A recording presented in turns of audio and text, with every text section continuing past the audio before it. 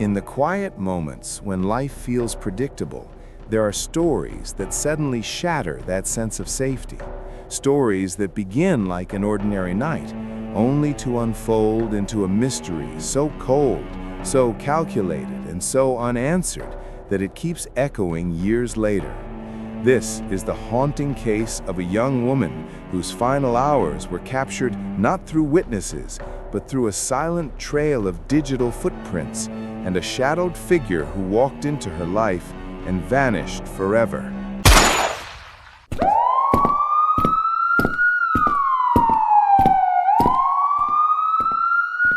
Shelby Thornburg's story begins long before the night investigators would later examine frame by frame through grainy security footage. To understand why her case still haunts so many people today, you have to understand the world she came from, the life she fought for, and the pain she carried that never stopped shaping her choices. Born on August 18, 1995, in Wise County, Texas, Shelby entered a childhood marked by instability. Her father faced incarceration, and her mother struggled deeply with substance abuse. These circumstances created a home filled with uncertainty, leading to multiple interventions by Child Protective Services. Shelby and her older sister Christina experienced foster care placements, temporary homes, and abrupt relocations that often felt like new beginnings but ended in fresh disappointments. Despite it all, Shelby and Christina developed a bond stronger than anything around them. Christina stepped into a role far beyond that of an older sister. She became Shelby's protector, teacher, and emotional anchor. Through years of difficult days, their connection strengthened into something unbreakable. While many children found comfort in hobbies or friends, Shelby found comfort in food. It was predictable, soothing, and available in ways emotional stability rarely was. By her late teens, she felt stuck inside a body that did not match the dreams growing inside her. She struggled with depression, anxiety, and a deep desire to create a better life than anything she had known. What makes Shelby's story so compelling is not the darkness around her, but the transformation she created with her own strength. Motivated by her dream of becoming a model and building a future where she controlled her own path, she committed to changing her life. Over a 2-year period, she pushed herself through strict routines, new habits, and painful emotional growth. She lost over 100 pounds, not through shortcuts, but through determination. For the first time, Shelby wasn't just surviving, she was building. As her confidence grew, she moved to her own apartment in Houston, the Conquistador apartment complex in Sharpstown. This move marked the beginning of her independence. She wanted a place where she could start fresh, far from the trauma of her childhood homes. But even with this new chapter, Shelby still carried the weight of her past. Financial pressures, emotional battles, and the unstable foundation she had grown up with made her vulnerable. During this time, she began dating Marcus Dwayne Johnson. Marcus played multiple roles in her life: boyfriend, manager, support system, but also a source of conflict. Their relationship was complicated, a mixture of care, control, ambition, and blurred boundaries. Marcus helped manage her schedule, helped her financially, and encouraged her modeling goals. But he also pushed her into choices she might not have made alone. Choices that led her into a world she had never planned for. Shelby eventually became a high-end escort. This part of her life remained hidden from her family until she was arrested twice in 2014 on related charges. To many people, this part of Shelby's story is used to define her, but it shouldn't be. Her work never erased her dreams, her kindness, or her effort to build a life out of chaos. It only reflected the complex world she felt trapped in, one where she needed money, support, an opportunity, but lacked the stable foundation to chase her goals safely. Marcus helped arrange clients, communicated with them, and managed the business side. Though they lived together and shared a life, their relationship was far from simple.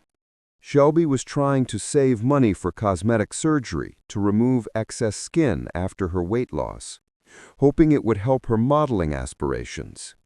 She believed a better future was close. And then came November 4th, 2015, the night that changed everything. That evening, Shelby was working at home as she often did. She communicated with clients through Backpage, a website known for escort advertisements. The interaction that would become central to the investigation began with a simple message exchange around 8 p.m. A potential client told her he would arrive in about 20 minutes. The communication was brief, direct, and typical for her line of work. The man used a burner phone purchased with cash, leaving behind no identifiable information. At 8:33 p.m., he texted, "Hey, I'm here." 1 minute later, security footage captured him entering the apartment building.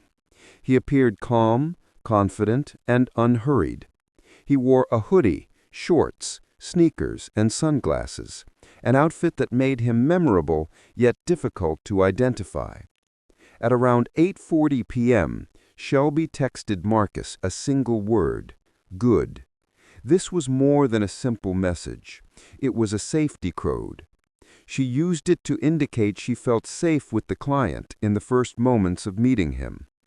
Those were the last words anyone received from her. For the next 17 minutes, the world outside continued as normal, while something inside her apartment changed forever. At 8:59 p.m., security cameras recorded the same man leaving the building. His posture had shifted only slightly. He briefly lowered his head, almost as if avoiding the camera or lost in his own thoughts. He kept his left hand inside his pocket the entire time, a detail that would later become an important but unanswered question. There was no panic in his walk, no rush, no sign he had just been inside the apartment of a woman who would soon be found unresponsive. That calmness became one of the most disturbing aspects of the case. At 9:54 p.m., nearly an hour after the man walked out, Marcus called police after failing repeatedly to reach Shelby. When officers arrived, they found a scene that pointed not to an accident, but to a deliberate and calculated crime. The investigation began immediately, but nothing was simple. The suspect left no fingerprints, no identifiable DNA, and no digital footprints beyond the burner phone. The apartment showed evidence of a struggle, yet no clear clues that pointed directly to him. The investigators examined the footage countless times, hoping to catch a detail others overlooked. But even with a clear image of the suspect, no identification was ever made. The killer had moved with purpose, confidence, and planning. In the days that followed, rumors spread, theories developed, possible motives were whispered among people who knew Shelby, people who worked in the same circles, and people who tried to make sense of what happened. Some believed the suspect was a stranger. Others suspected he had targeted her specifically. Still others wondered whether he had been connected to a larger operation taking place in the area at the time. What remained consistent was one heartbreaking fact. Shelby's case was growing cold far too quickly. Yet even in her final days, the details of her life revealed a young woman fighting against the odds. She had dreams, ambition, and hope. She had a complicated life, but she was trying to rewrite her future. And the person who ended her story remains unidentified to this day. The investigation into Shelby Thornburg's death entered its next phase, with detectives retracing every digital interaction she had on the night of November 4, 2015. Her phone offered the clearest timeline, and though it did not point directly to a suspect, it revealed moments that shaped the police's understanding of what happened. The final text exchange between Shelby and the client showed no signs of conflict or concern. The man messaged her repeatedly with simple updates. He was on the way, then he was outside, and then he went silent. Police learned that the phone used to contact her was a prepaid device purchased with cash. Once the crime occurred, it was switched off and never used again. This single detail showed intent, planning, and a desire to leave behind no traceable connection. Investigators dug deeper into her communication history and discovered the man had contacted other escorts in the area who shared Shelby's appearance, short, blonde, and working independently. This raised questions about whether the act was random or targeted. The pattern suggested someone searching for a specific type of victim, but without further clues, the motive remained hidden. With limited progress on digital evidence, police turned their attention to the security footage. The suspect's appearance was clear: a white male wearing a hoodie, shorts, sunglasses, and moving with confidence. Yet, despite the clarity, nobody stepped forward to identify him. His calm demeanor caused investigators to believe he had done this before or had rehearsed the moment enough to appear unfazed. One detail stood out.